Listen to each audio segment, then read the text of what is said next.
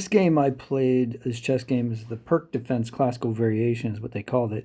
I have been practicing the Pirc to play against a friend of mine. So let's take a look at the computer analysis here on Lead Chess. And he starts out with pawn to queen 4, which is what my opponent, my regular opponent, usually does. So I responded with d6. He moves his knight out. I move mine. e4. G6. So far, the computer is saying that there aren't any inaccuracies, which I'm kind of amazed because I make a ton of inaccuracies. I am definitely not a 1500, even though that's what Lead Chess says I am right now. All right, so I'm obviously preparing to castle with Bishop fianchettoed, and he puts me in check. And I'm like, oh no! I could respond with the bishop by blocking, but with the Pirc or Pirc defense, Pirc, I think it is. This is a nice move because then it allows the queen to go to the A file if I wanted to. So he moves back, and that gives me a tempo, and I get to castle. So he does the same thing, he castles. And it says that was an inaccurate. And then I move my pawn forward. He says that's an inaccuracy, that queen c7 was best. Okay. I don't know that move, queen to c7. If somebody does, put it in the comments below and tell me why. I knew that I could move the pawn first. I've heard that. Before I moved my rook, I was going to move my rook over to the e file. But I thought, okay, let's just use our momentum here and start dictating the terms and attack the center like early. So that was my idea. So he blocks the center, and this was said this was an inaccuracy. He should have taken the pawn. So that's kind of interesting. So I take back, which probably, I don't know, it doesn't say it's an inaccuracy. He takes me, and then I move my bishop, and it doesn't like that. It liked the knight to a6 first, but I end up doing the knight to a6 later. So he moves his bishop. No, I'm sorry. He moved. Where am I here? I get lost on this notation sometimes.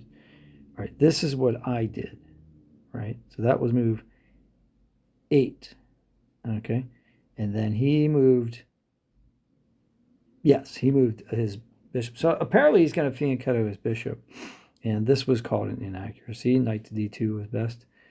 So we continue. I moved my knight to a6 as was recommended the previous move, which is interesting.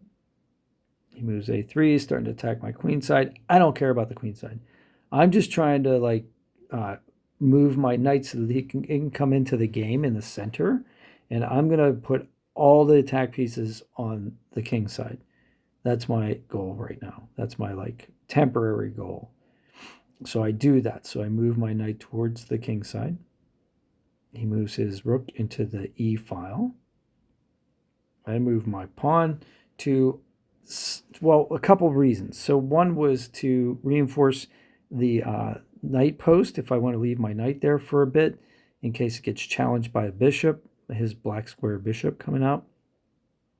Also, I was planning on moving the rook, so this way the pawns on A and B file actually protect each other in case the bishop were to come out after I move my A rook over and threaten that pawn. So this was a preemptive move on my part there. But it thought that moving forward with my attack, knight to g4 would have been best. So I'll have to investigate that on the next time. So we go to 13. He moves his bishop, to challenge mine, and that's called a blunder. So I take with the knight because I have been taught that usually bishops are worth a little more than a knight. So I decided I was going to take his bishop and get it out of my way because I'm going to need the white squares on the king's side. And now he has one less way to attack the white squares on the king's side. So I took that, but it called it a blunder. It said that I should have gone to e4 to block that. If I go to e4 though, Yeah, the knight's still there. So it would have been 3 against 3 on the e4 square. So that makes sense. I have to look at that too. All right, so he takes with his pawn. So now he's got double pawns. So I screwed up his pawn chain on the queen side, and his control of the center is a little bit undermined. I moved to d7. And people were, the computer's like, what? And I'm like, well, what I was thinking was, although he does have a good point, moving the knight over to threaten moving my rook over to the c file to threaten his knight is a good move. But I moved forward because I was planning on reinforcing I was planning on a bishop sacrifice here. I was going to move the bishop on the next move to h3, and then he takes with his pawn, and then my queen comes in and is posted up right by his king. And I thought that was going to be my next move, but it didn't turn out that way. So here's what happens instead. He moves a4, losing time by trying to attack my queen side. I could care less about his queen, the queen side right now. So we go to 15, which is where? That was 15. So we go to... Okay, I take. So the computer's calling this a blunder, but it's a sacrifice. It's a tactical sacrifice. This is what I'm trying to do, is create checking opportunities by breaking his pawn wall. So is it a good move? Probably not, but I don't know any better. Then he takes, oh no, he doesn't take. He moves forward 1, which this says that was a total blunder. He should have taken. So I move a6. It says that was a mistake. Bishop to g4 was best, because that way I would have pinned the knight. And that's true. I should have pinned the knight. If I pinned the knight to the queen, that would have been a much better move. Okay. I'll have to remember that going forward. I think what I was going to do next, though, was I was going to move the queen to pin the knight, actually. So, yeah, I'm not sure what my plan was. I'm sort of forgetting. All right, he moves his pawn up. Probably wants to take so that I can, so he can have his control of the center and have 2 pawns. So I take, and that actually helps me because this pawn is in a really weird spot. Passed, and so he has to do something about it. He takes with his knight. I move my rook over and sacrifice rooks. Exchange rooks, I should say. Right? So now I have the rook, I have the e file. And I like that. Okay. He's attacking the isolated pawn, sort of, by having his bishop there. And as a matter of fact, it's called an inaccuracy. I just tried to threaten his bishop with my knight. This was called a mistake. It wanted me to go to e4, which is interesting.